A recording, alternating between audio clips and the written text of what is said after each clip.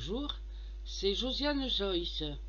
Nous sommes le mercredi 3 mars 2021 et je vais vous raconter une histoire qui s'est passée à peu près entre 1984 et 85, au moment où j'avais décidé d'abandonner d'être guérisseuse. Pourquoi j'avais abandonné?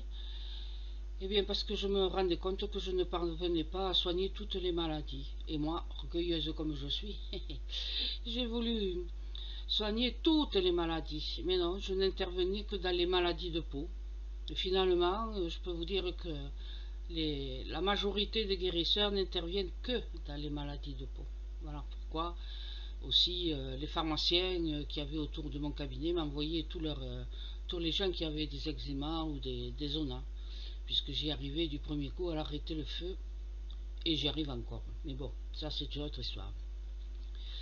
Alors c'est le moment, entre peut-être 85, oui, fin 85, début 86, j'ai fermé le cabinet de consultation en mars 86. Donc c'était la transition entre faire de la voyance et guérisseuse. Un jour, une dame sortant de chez moi, parce que j'ai intervenu dans un zona, me dit: Madame, vous pourriez pas nous aider? Là, j'ai des problèmes parce que voilà, on fait construire une maison avec mon mari et on a beaucoup de difficultés. Est-ce que vous pourriez m'aider? Faire de la voyance, tirer les cartes, quelque chose, quoi, me conseiller.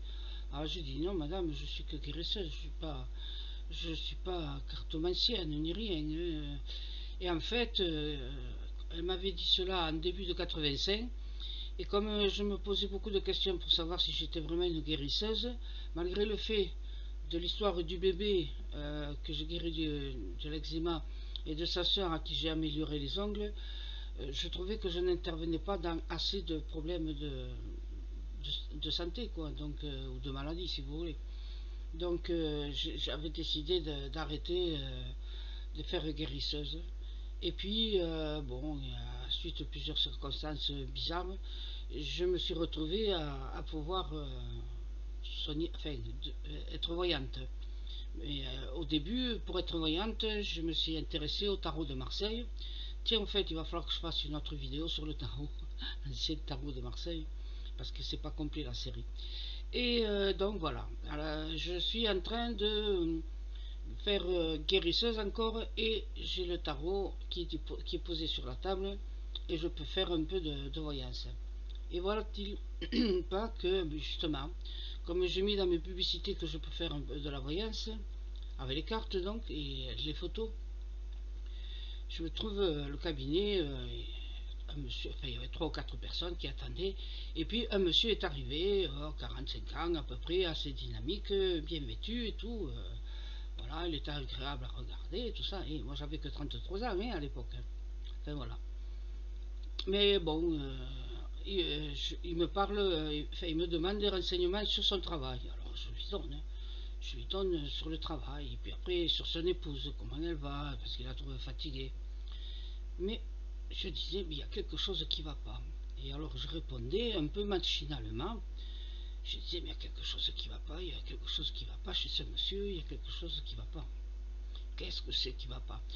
Alors, au bout d'un moment, d'un long moment, j'ai dit, monsieur, je suis désolé, mais je sens quelque chose qui est vraiment, c'est très dérangeant.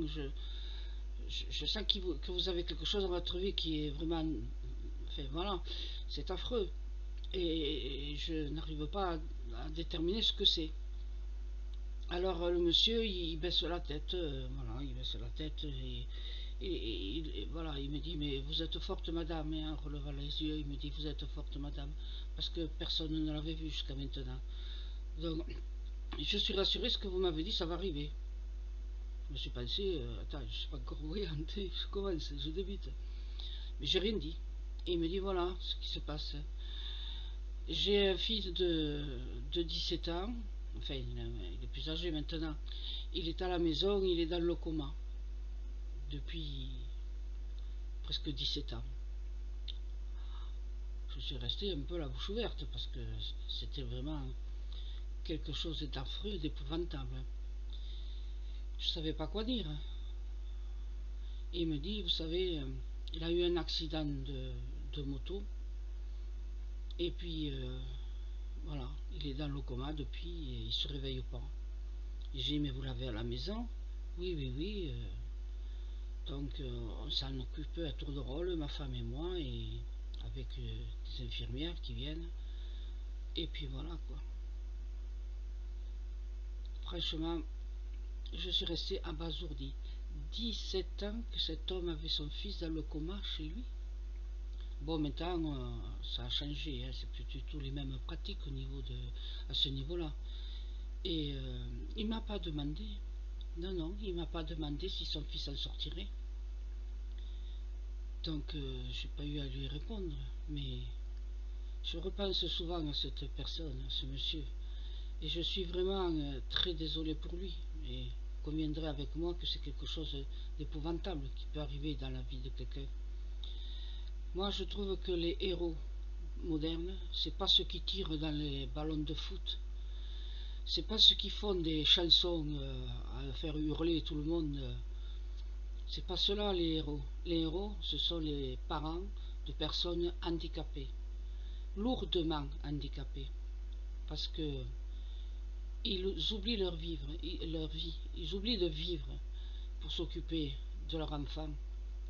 Et c'est pas toujours facile. Et on est, croyez-moi, on n'est pas aidé. Je dis homme parce que je connais le problème personnellement. On n'est vraiment pas aidé.